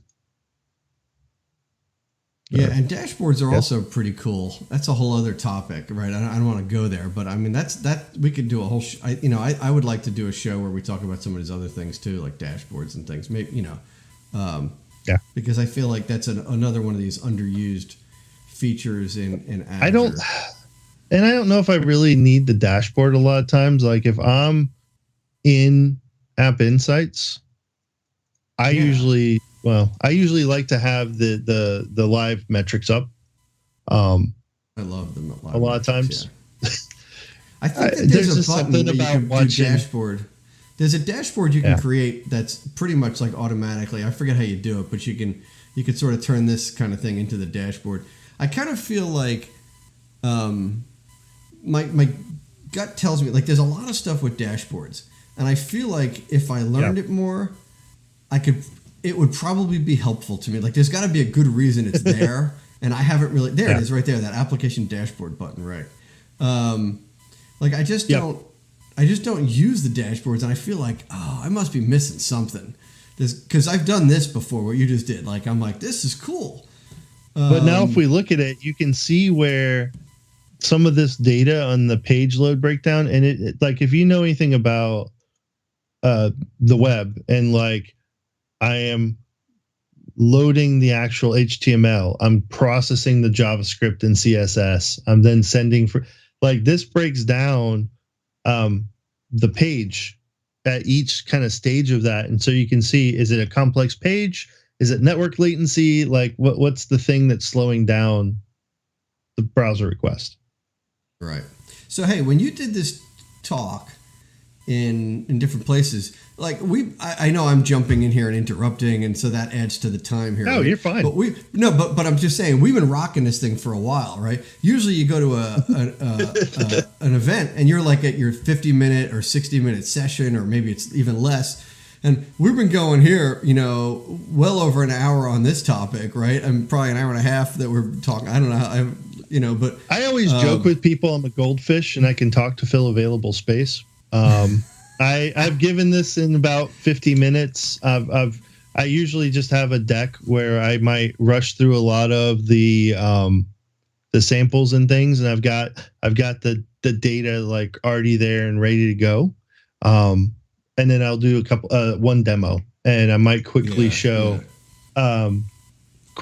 like, here's a basic site that I've just turned this on and I get the data, and here's how I can add the NuGets, and then boom. And so, Well, there's a couple of questions I want to ask. I don't know, like, I know, like you said, you could probably just keep going for a while. I have a couple of questions that maybe I can direct you towards, and we don't have to spend a lot of time on these, but there's a couple of questions that I have some thoughts on, so maybe I'm kind of leading you with these things. But one thing you didn't talk about, and I think it's technically considered part of, it's part of this, is snapshot debugger. Which is kind of cool. Yep. And again, we could spend a lot of time on that, but maybe you could give people an overview of what the snapshot debugger is, what it does, and how freaking cool that is, So it's available in both the framework and .NET Core. And there's two features, actually. The one is the profiler, and one is the other is the snapshot debugger, and you can even have local variables. I don't have this demo set up with it, but like the profiler, what it'll do is like every like hour, it'll run for like 2 minutes on your code, and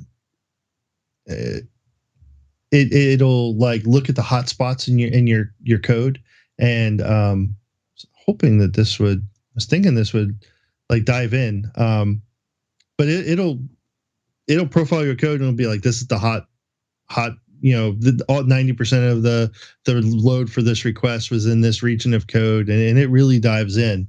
The snapshot debugger, yeah, when you get those exceptions, it'll have a snapshot that you can see the snapshot in the portal. So you'll see like, hey, I have some errors, and there's a debug snapshot. You can see like the full stack trace of the exceptions that have happened, like all of the code, the individual requests, and then you get into the snapshot debugger and you can download it and start looking at the call stack and the locals and just really figure out what crashed and where and what were the variables at the time it crashed. Oh, right. That's null. That shouldn't be null. Yeah. What's magic to me, how cool it is, I've used this tool. And when you download the snapshot and then you play it, here it is. You can play. So let's just pretend I had an exception in my application last night at midnight. I'm sleeping at the time, right? I'm not sitting there watching my application. Now I come in and there's something in the log and I got a null reference exception or something like that. I'm like, I got no information as to what really happened. So you go and you grab this snapshot, you download it, you open it in Visual Studio here, and then what happens is your application starts debugging and hits a breakpoint at the error. And then when you hover, like you can see here, I guess probably, you can look at the variables and you can see what is going on here, right? So now I can see like, well, why, what happened like right before this or right after, like why do I have this exception? And it's look amazing. Yeah, there you go. Look at the state of the locals, and like a lot of times I don't need to get to that point. When you're getting the full stack trace in the exception in the cloud, like, and it does require in some cases you have to like do some generation, but when I've seen just the normal error, like I'm searching, I see an error and I see the call stack. A lot of times that leads me to look at the code and I can find the bug. But yeah, you're right. When it's like a weird one and you just like, what is it? And you pull down that snap, that trace, it's amazing. Right. And my brain, like what you said about being able to see you could see the information in the Azure portal and you don't have to download it. But my brain knows when I'm debugging and when it sees Visual Studio in debug mode, right? And like I start to think about it differently, and I can like it just helps me to get in that place. So it's really cool. I just wanted to make sure we touched upon that. And in enterprise, and this is what I had said earlier, in enterprise where you have that code lens and you can see, I had so many references and such edited it. It adds in a little line from App Insights. So you can see if maybe there's exceptions happening on methods in prod. Like you can set it up so it's only read-only App Insights. And so while you're editing and developing your application, you're like, oh, this is a really buggy method. Like why? And I could investigate it right then from Visual Studio. That's great. That's a great feature. Like there's just a lot. The way like the way they tied in the current information into your later debug sessions or whatever, your later development sessions, and like they tie information together, just really like taking the excuses away. Like, they've put it at our fingertips right there. Like you can't be like, I didn't know about it. Like, hello, it's right there. Oh, that's right. I know what we were going to do. We were going to make a Blazor app real quick. Oh, well, we could do that. I did want to ask you, before we move on to that, if you don't mind. And again, if you don't have demos on this, it's fine, right? One of the things I wanted to mention, right, because I think this is something a lot of people expect, and maybe you can add some color to this part of the conversation here, but I think people are generally surprised when you do requests and I go, okay, I got a request into my API. It doesn't by default log the request parameters, right? Like the form body and things like that. Does not, and I think that's something, it's kind of worthwhile to mention it, that's not something that just happens, right? Not always. Yeah, exactly. let me go back to. I missed a comment here, by the way. Miguel says that is cool, and I got to be honest, I didn't notice when that comment came in, and I'm not sure what we were talking about at the time. It was probably what you were just talking about. It was probably the snapshot debugging is probably. Yeah, it could have been. Sorry, Miguel. I lost track of where that comment came in. I tried. Yeah, and just to touch on the search, like I can search for site.js, and so I can. I think that I can just put in part of a URL, and if you notice here, it does have some of these things. So I think some query string parameter, that's part of the UL, but I don't think you get like form post stuff. Yeah, not normally you don't, and that's where that telemetry initializer could come in. Thinking. Yeah, that's what I was thinking. Yeah. That's why I brought it up. That I think you could write an initializer to do that kind of stuff. Now, there's another thing I wanted to talk to you about and ask if you have any. Oh, here's this. Talking about pun intended. If you have any insights into this topic here, sensitive data in logging, right? This is a problem, right? We have to be really careful for. Very much. It's really easy for developers to be starting to throw stuff up into App Insights, adding those lines of code like you were talking about, where you can just drop things in or whatever like that. So I've been thinking that there's probably a way to do some. I don't know if it's necessarily filters or something like that, but I think there's some ways to work with that. That there's certain things that it will like sort of mask certain things, but I don't know anything about it, and I don't know if you do either. You can use the telemetry processors. So as telemetry is coming through, you can be like, hey, if property password is set, blank that out. You can just override the property. Now, if there's a string, I mean, you can look for does the string. Does the telemetry contain the string password : Yeah, right. Or maybe something that use a mask that's like a regex that says this looks like a social security number or something like that, right? That is something you can easily add as a processor, and I think there's probably some logic built in. I haven't. I don't know if there is, right? I guess we could evolved. Try. Yeah. It's really evolved over time, so I don't know if they've added that because they realized it's a problem, or if it's still up to you to kind of roll your own. But that's something I need to look into. Yeah. It would be interesting to see if there was a way. And again, like I believe, some of this is me just throwing things out. I believe that at rest, the data is encrypted. I think most things in Azure are like encrypted at rest. I could be wrong about App Insights data. Yeah. But let's just say it's encrypted at rest. So you could say, well, what's the big deal if I put it'd be interesting to see if there was a way to put in sensitive data into Azure, right? Into the telemetry, because it's okay. Yeah. But based on certain permissions, someone could see it, right? Because let's face it, our applications contain sensitive data, and some people see the sensitive data. Sometimes you need it. It would be kind of interesting if there was a way to say, well, it's okay that it goes into the telemetry because it's encrypted at rest, if that's the case. But yet, when someone who has certain permissions goes into the portal, they could see that. Like, wouldn't that be cool? Yeah. The problem is, I think they don't have a lot of levels on the if you have access to the logs, you have access to the logs type thing. My fear is it's probably not going to happen. I'm just saying it would be interesting. Most things in Azure, there are so many things to access control in Azure. But see, this is a Java telemetry processor example. Okay, so they made one that's like looks for spans and looks for keys and credit cards. So they wrote something in Java. I think that see, it's like that's for Java, and I bet there's so select it. It might exist then on the .NET side. I just hadn't Probably hadn't does. looked at it enough. Probably does. Yeah. But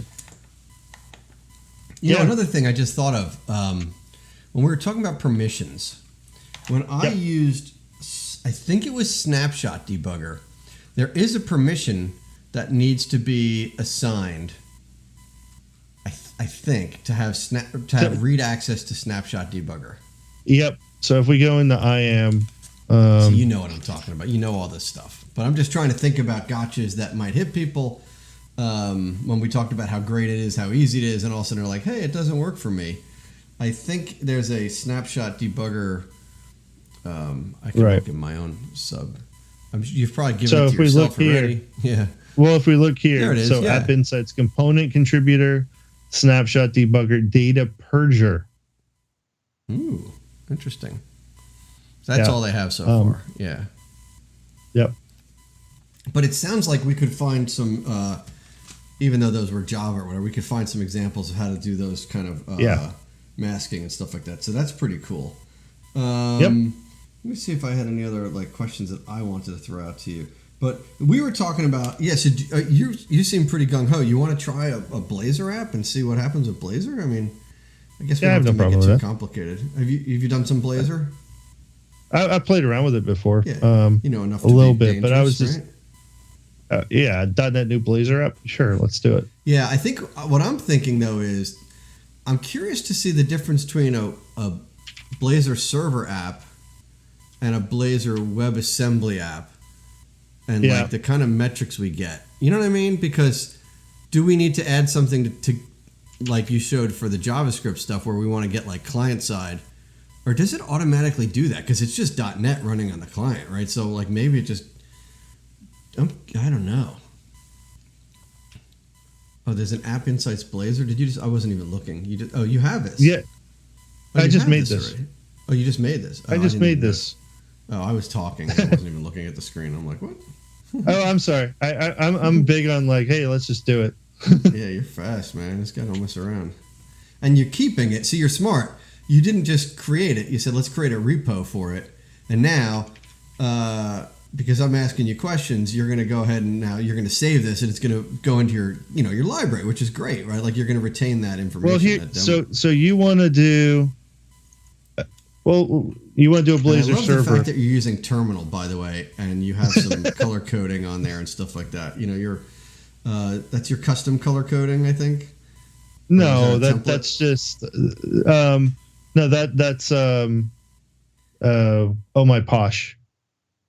Oh, this is Oh My Posh with Cascadia code. So okay. So if you go into text editor, I overrode the fonts to use Cascadia Mono PL because I like my terminals to have monospaced stuff. Yeah, it just feels right, doesn't it? And I think it starts with Consolas, but I default to that because I like the font that's in the Windows terminal, which is your friend. I love Windows terminal so much. Anyways, so for the first one, we could do. You want I can just actually let's do it this way. Make your server.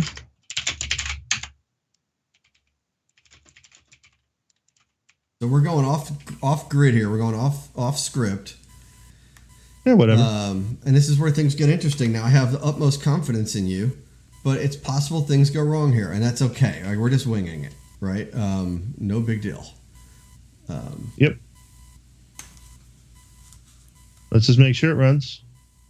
Yeah, we're completely off script at this point. That's fine.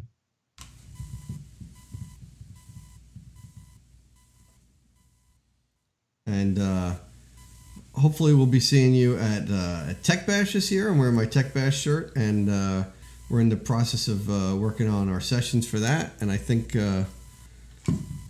you're there was some conversation about changing one of your topics, but I don't remember which ones you were even thinking about doing at Tech Bash. We'll have to take a look at that. I believe I was talking about dependency injection and unit testing and GitHub Actions. Oh man! All right, so the app is running. I'm thinking I want to see this stuff because this is so great. I want you. I may have to have you submit a talk on this instead. I can do that too. So let's look at our index razor. Sorry, we are on the server. We are on Blazor. We're on the server one. Server. Okay. I'm trying to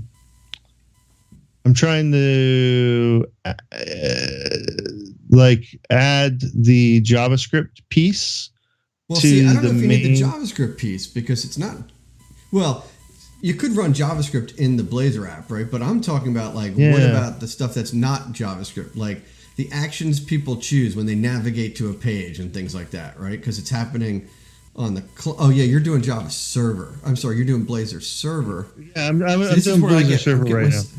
I get myself confused when I think about Blazor sometimes. So I added the package.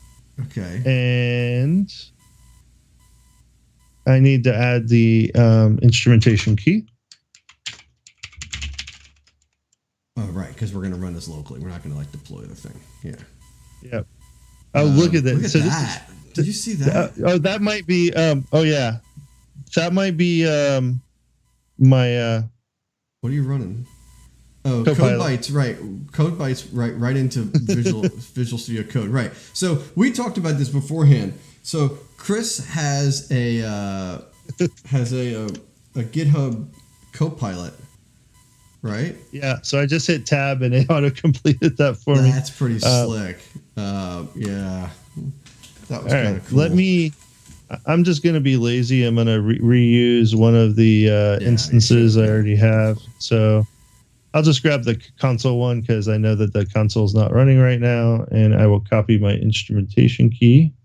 So they're actually changing stuff, and I don't care. I'm going to delete these, but I was just going to say people should know, technically, that they could. Yeah, you're going to change. What are they changing? Whatever.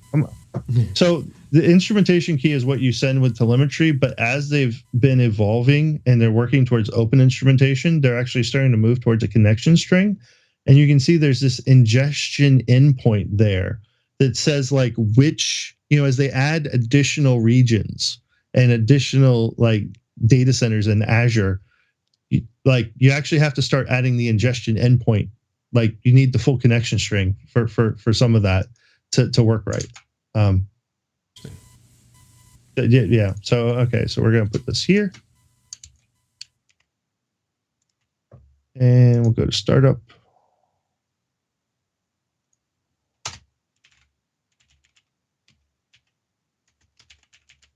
Copilot doing its thing here, I guess. No, that's not Copilot though. That might just be. I don't need to introduce local. No, I need to use. There we go.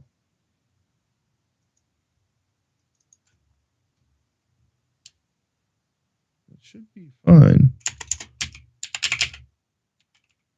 I think you want to do this. Isn't this under configure?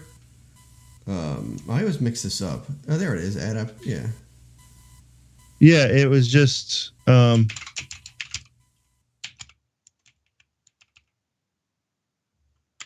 it add up insights? I thought it was add up insights telemetry, which is the one that was coming up, right? That I saw it before. Application. That's it, right there. But you don't need a configuration, is all right. I shouldn't need a configuration. That's what was throwing me off. Just take that out and see if it does it work without it. It's giving me an error. It's usually this easy, but yeah. I wonder if it's because of the package that we added. Is there a Blazor version of yeah. It might not be so simple to. We don't have to go too crazy. I probably added the wrong one. Oh. I didn't add the one for ASP.NET Core. That's why. Gotcha.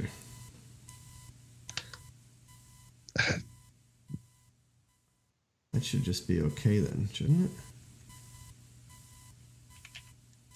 Yeah, see? There it is. There it is, yep. All right. So cool. Let's run this. That's all I've done. I added the package. and then we can make a different folder for WASM and try it in the WASM.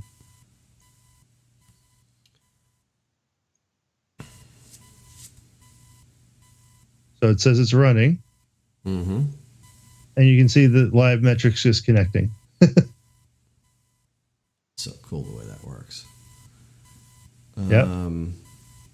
Okay, and then I assume the page this is the one with the counter or something like that, the demo, right? Demo. Yeah. Yep. So I'm just gonna. So if you navigate to a few pages, oh yeah, okay, I see what you're doing, side by side, right? Pretty nice.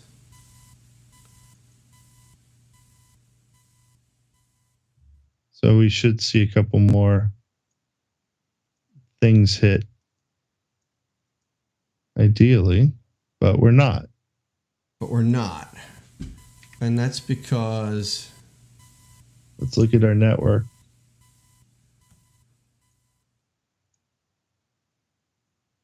So a lot of stuff goes with Signal R. Because it's all cached. That's why. Oh. It's all cached, or it's it opened a connection and it never closed the connection. You can see there's a couple of things.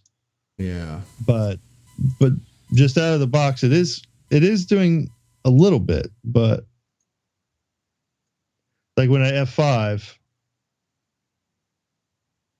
Yep. It's seeing that. There. Yeah. You're right. So that's because... So it's using Signal R. And I'm wondering if the Signal R has something to do with it, right? I think you're right. So let's make another one.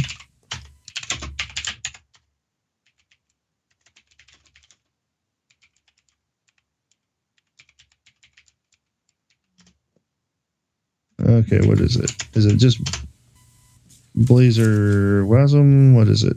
Blazor WASM. And now that I know the right package to add, this should be pretty quick.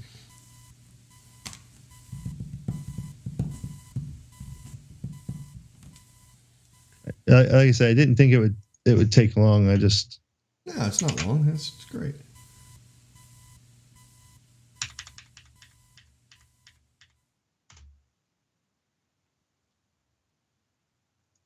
Okay. Here you are. And installed runtime. So what else did it get? So I told it, okay, that was that one. And then Espen Core. Well, we'll find out in a minute. So, yeah. See, this is where I haven't done as much. Yeah, I haven't done a lot either. I'm thinking like, where's the services add scopes? That's the thing. Root builder. All right.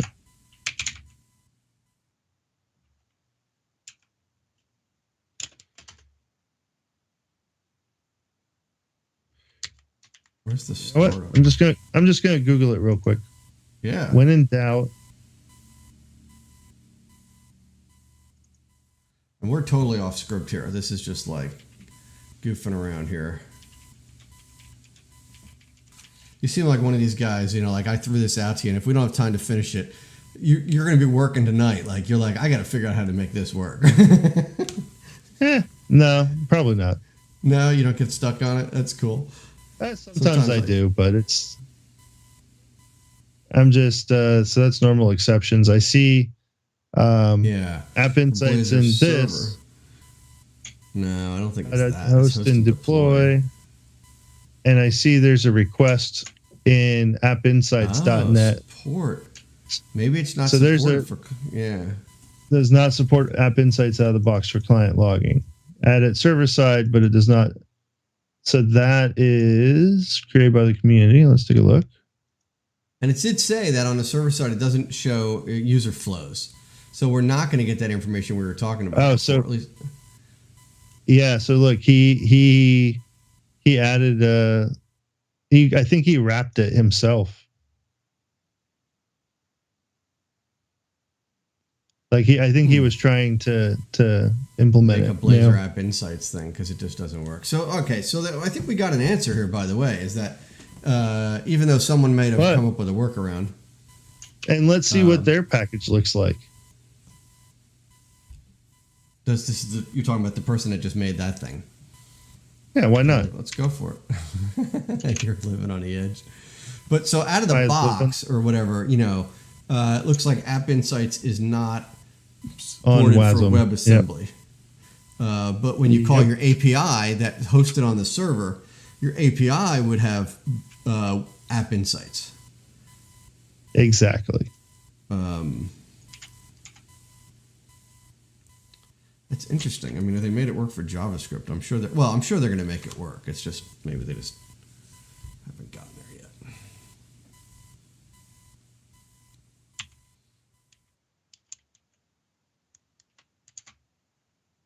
It's going down the docs right here. Yep.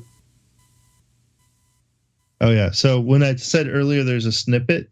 They also do it for Node apps, and so you can do Angular and NPM stuff in JavaScript. This is that JavaScript snippet that they add, and you can pass in the instrumentation key. There's options for it, but yeah, he linked right to it. So what do you think about the fact that I'm putting my instrumentation key in JavaScript? I usually don't. I do it in a different way. I will. So when you're in .NET, that's where I had that JavaScript snippet JSON thing, and because it comes from the .NET side of things, it gets the app config and it gets the instrumentation key, and it yes, it's injected into JavaScript, but it's not checked in. I really don't like. Okay, well, that's a good point about checking it in. Right? But there's another point that says, if my instrumentation key is out there, anybody could grab my instrumentation key. All it does is send telemetry. Look, at some point, there's keys out in applications a lot. They're just there. It sucks. But if things are phoning home, a lot of times they need, maybe you have it wrapped in a certificate. Maybe you instead use app config and key vault, and you're authenticating out to key vault. And it would be cool as if you had, if you were using OpenID, like OIDC, right? And then instead of getting getting a token instead of a telemetry key, and using that token, that would be cool. But that's only for apps that are authenticated, but sometimes that's the case, right? So unrecognized inside router. Okay, so I need to change the route. I put it in the wrong spot in the router. Oh yeah, you're right. I see. That's in the found route. Yeah. That doesn't seem to like that.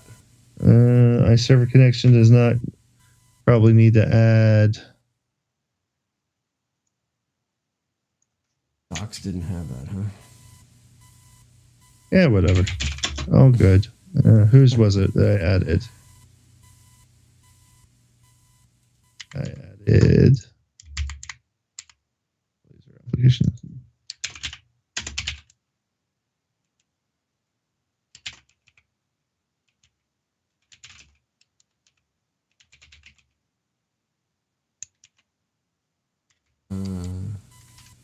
That's gonna go away. That squiggle, right? Why is it? It's only on the. That was the name of the package I installed. Yeah. No, I know. I'm just thinking that there's a squiggle. When in doubt, my friend. When in doubt.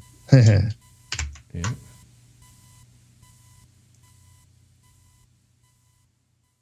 See if it's going to come back online.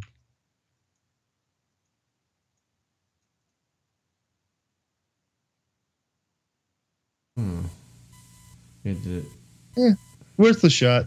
Yeah, no, let's give it a refresh. Let's just see. I'm waiting. I'm hanging in there for another minute here because I think it's not. No, it's not coming online. I don't think it's going to work. So, WASM, but server side is just fine. Right. So here we go. We've been at this a while now. I think we probably should wrap it up. What any sort of well, let's just say this. We could share some links if you want. We could post some links in the chat if we want, or whatever. What did we miss? Like, or how can we link to some? Do you have any of these talks online? If there's some things that we didn't talk about today that you want to share with people, or I think we had a lot of time to go through most of App Insights.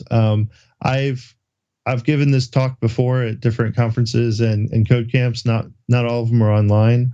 I do have a couple of sample projects, but you saw most of them were very basic, just to kind of show the evolution of things. But I will put a couple more links into the App Insights documentation, which is, I think, just phenomenal, like I've said. And the quick starts. We didn't really talk about it a lot, but App Insight supports multiple languages, Python, Node, Java, and JavaScript. And people have packaged it up for Angular, React, Vue. So, there is the SDK available in a large number of platforms. And you can really leverage it, like I said, anywhere, on-prem, in the cloud, other clouds, in containers. When you do it with containers in like AKS, it'll pull some of the host telemetry. Essentially, when you're running on an Azure platform service, a web app, a VM, AKS, a function, you get a lot of stuff for free for telemetry purposes, like CPU, memory, network. Like you get a lot. This is great. I really want to thank you for coming on tonight and just blowing my mind with the amount of information and the things that I didn't know about. I'm really psyched. I am going to be basically going to work and telling people to watch this show because I can kind of do that a little bit. So I can kind of do that a little bit too, but I try to use my powers for good. Yeah, exactly. You know what I'm talking about. So next up, you mentioned you're going to be at I was going to say Code Mash at that conference, which is a great event, and I'm so psyched for you and for them that they've got it going. And I'm sure very excited. Yeah, I'm sure it'll be a great event. So and there's Miguel says thanks for sharing. I'll put him up on I like to do featured chat. It's kind of cool. Yeah. Where did it go? I lost it. Oh, there it is. Usually someone else runs the whole featured chat thing, and I'm like a mess with this thing. I'm trying to keep it going here. So listen, I'm going to wrap this thing up. It's getting pretty late here on East Coast time for people that are watching elsewhere. I mean, who knows what time you're watching, but if you're watching us here on Twitch or YouTube, do me a favor and give us a follow on Twitch, or subscribe on YouTube to our channel, the Dev Talk Show. If you're watching it in the future, we appreciate it. We appreciate it. Put some comments and questions in the chat, in the comments on YouTube if you want, and we'll try to get to those. And I was just going to say, you know what I don't know is what we're going to be talking about next week on the Dev Talk Show. But it would be good if I had an idea. I have an idea, but it hasn't been confirmed yet. So I guess I have to be careful not to say anything. So I'm going to push this magic button, and hopefully the show is going to wrap up successfully. Sometimes it works. So Chris, thanks so much for coming on the show tonight. Hopefully my partners Chris Gomez and Rich Ross will be back with us next week with another great guest as well.